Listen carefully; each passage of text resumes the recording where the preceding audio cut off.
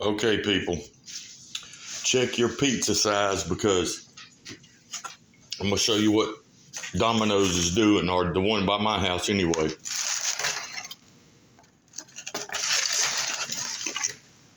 Large. According to the website, a Domino's large pizza is 14 inches in circumference, or round. So hang on.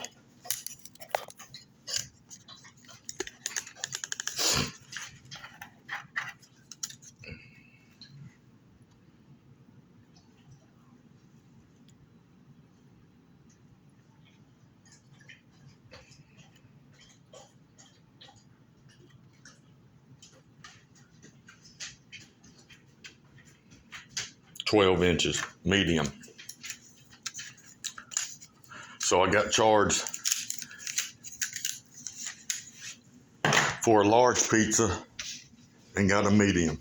This has happened twice now. At first, I wasn't sure, but this time I measured it, and so check your pizzas.